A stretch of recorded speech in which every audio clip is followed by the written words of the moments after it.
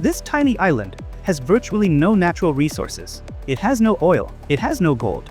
For decades, it could not even provide enough fresh water to sustain its own population. And yet, the average citizen on this island is now statistically wealthier than the average citizen in the United States, the United Kingdom, or France. How is this mathematically possible? Most economists will tell you it was luck. They are wrong. Singapore is not just a country. Think of it as the most efficient, ruthless, and profitable corporation in human history. And in this video, we are going to reverse engineer exactly how they did it. I am going to show you the specific operating system they used to turn a swamp into a global empire. And if you think the wealth numbers are crazy now, wait until I show you the literal price tag you have to pay to get permanent residency in Singapore. It is going to shock you. To understand the money, you have to understand the panic. In 1965, Singapore did not fight for its independence. It was kicked out, it was expelled from Malaysia. The first Prime Minister, Lee Kuan Yew, was not celebrating. He was terrified. He was the CEO of a startup country with 2 million employees, no product, no money, and neighbors who wanted to see him fail. Most founders complain when they have no funding. Lee Kuan Yew had it worse. He had a country that literally could not feed itself. His first decision was not political. It was purely pragmatic. He ran the country like a business that needed to survive. He looked at the map and realized something crucial. Singapore could not survive by trading with its neighbors. They were poor and hostile. He had to trade with the rich nations, the US and Europe. But there was a problem. His workforce spoke different languages: Chinese, Malay, Tamil. How could an American corporation set up a factory here if they could not communicate? So Lee Kuan Yew made a decision that was incredibly unpopular, but highly profitable. He forced the entire nation to adopt English as the common working language. He did not do this for culture. He did this for commerce. He lowered the friction for foreign capital to enter the country. This is the first lesson of the Singapore model. Adaptation. They did not cling to tradition if it blocked the money. They changed their own operating software to become compatible with the global economy. But language was not enough.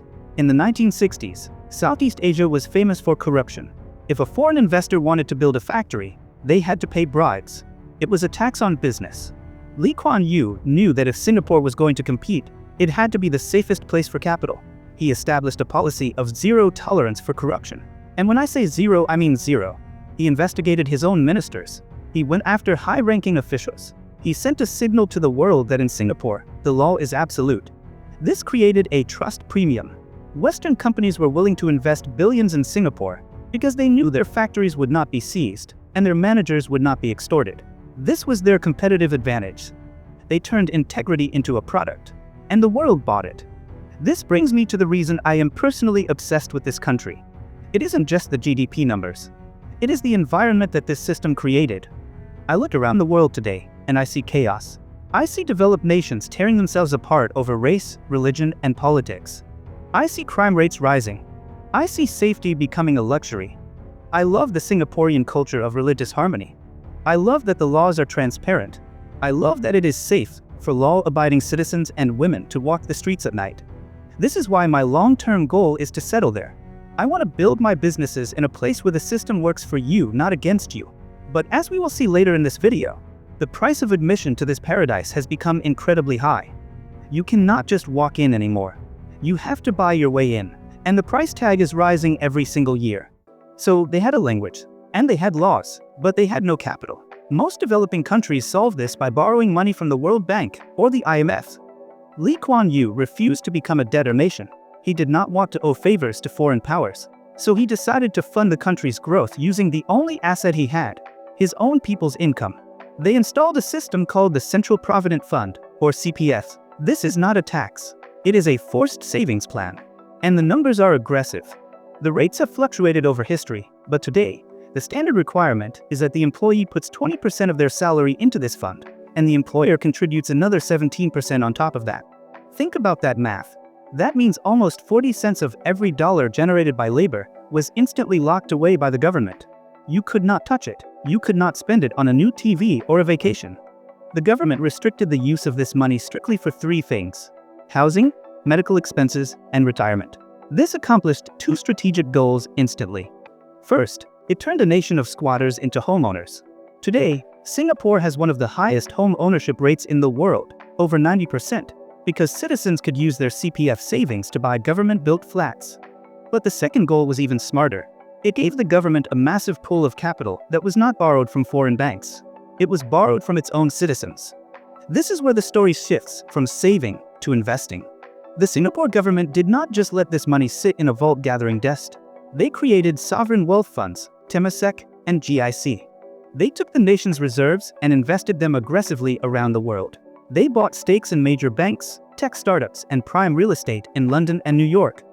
They acted like a massive hedge fund. They knew their own domestic market was too small, so they bet on the growth of the world. And this brings us to the core financial strategy that defines Singapore's success. Singapore realized they had limited downside. They started with nothing, but infinite upside if they could plug into the global economy. In the financial world, we call this an asymmetric bet. This concept is so critical that I wrote an entire book about it, titled The Asymmetric Bet. Most people invest backwards. They take huge risks for small returns. Singapore did the opposite. And if you want to build wealth in your own life, you have to stop thinking like a saver and start thinking like a contrarian investor. In the book, specifically in Chapter 9, I break down the concept of the margin of safety. This is exactly what Singapore built with their foreign reserves. It is the buffer that allowed them to survive financial crises that destroyed other nations. If you want to learn the framework for fighting opportunities where the reward drastically outweighs the risk, check out the asymmetric bet. And a quick note, the link and QR code direct you to Amazon.com, but you can simply change the domain to your country's store to save on shipping. Singapore made the bet, and it paid off.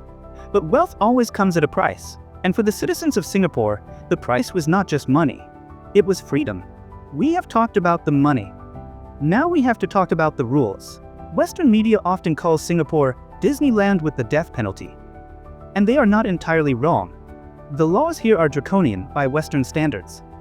Drug trafficking carries a mandatory death penalty. Vandalism can result in caning. Public protests are illegal without a police permit, which is rarely granted. But here is the uncomfortable truth that many critics ignore. The system works. The streets are spotless. The crime rate is one of the lowest on the planet.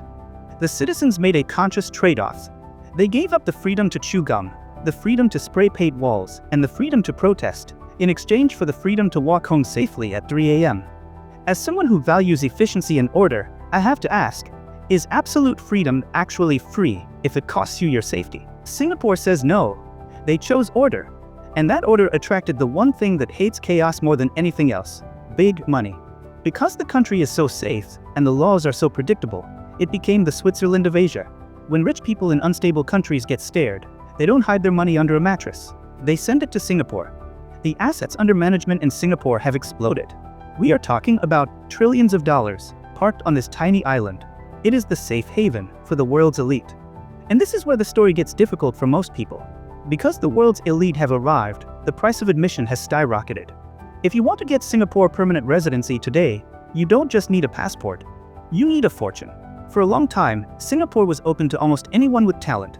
But recently the corporation has changed its membership rules. They realized that everyone wants to be there, so they raised the price.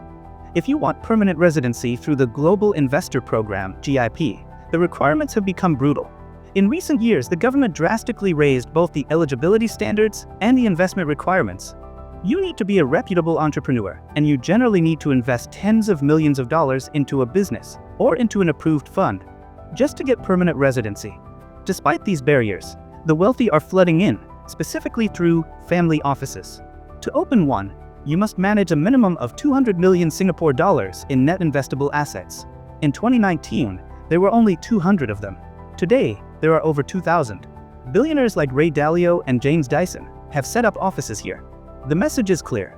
Singapore is no longer just a manufacturing hub. It is a gated community for the highest net worth individuals on the planet. And this is where I have to be 100% honest with you. I am not there yet. I do not have tens of millions of dollars to drop on a residency permit today. For me, Singapore isn't just a travel destination. It is a financial target. It is the benchmark. The fact that it is so hard to get in doesn't make me hate it. It makes me respect it. It validates that what they have built is valuable. And I have absolute conviction that I will reach a point where I can make such decisions. It is not a hope. It is a plan. And if you want to witness that journey firsthand, or if you are on that same path building your own sovereign future, make sure you hit that subscribe button right now. We can climb that ladder together. But money isn't the only challenge Singapore faces. The biggest threat to this sovereign corporation is not economic, it is geopolitical. Singapore exists in the most dangerous neighborhood on earth. They are walking a tightrope that no other country has managed to master. They have deep security ties with the United States. The US Navy uses Singapore's Changi Naval Base to refuel and repair its warships. But economically, China is their largest trading partner. Singapore is a Chinese majority nation that relies on the West for security and the East for trade.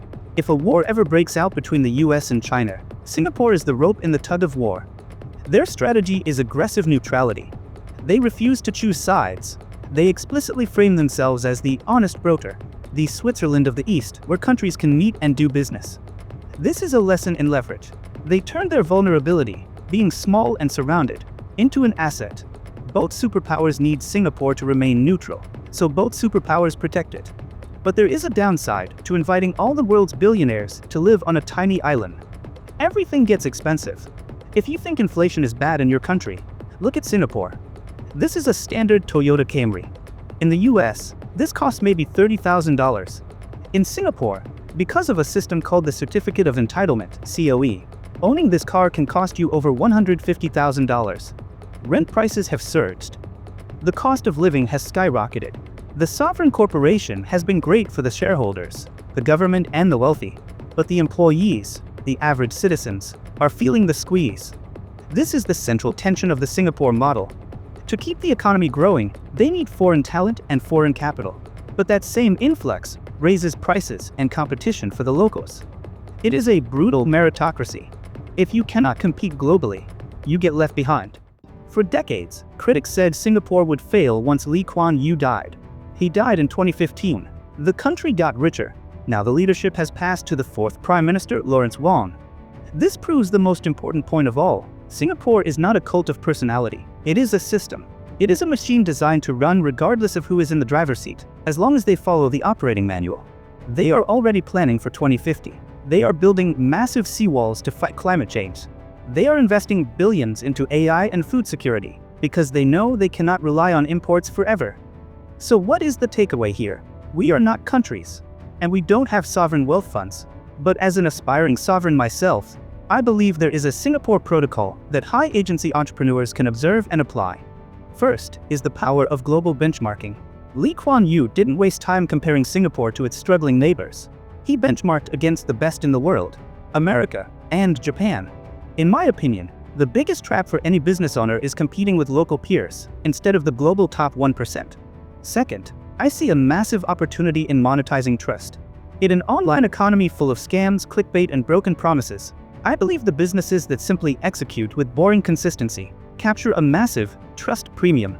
Being the safe haven in a chaotic market is a competitive advantage. Third, and perhaps most critical, is the discipline of retained earnings. Singapore didn't force savings just to be frugal. They did it to build a war chest for investment. For an entrepreneur, I believe the goal isn't just cash flow. It's retaining enough capital to seize the next asymmetric opportunity when it appears. Singapore is a harsh place if you are lazy. It is an expensive place if you are poor. But it is the ultimate playground if you are productive. It is a testament to what humans can achieve when they stop fighting over ideology and start focusing on reality. It is the ultimate asymmetric bet. Since you've stuck around till the end of this video, it's clear that you found this topic intriguing, and I think you'll definitely want to check out the videos popping up on your screen now. They explore even more fascinating topics in finance that might just challenge your perspective. And if you enjoyed this video, make sure to like and subscribe for more videos that break down complex and foundational topics in finance. Thanks for watching.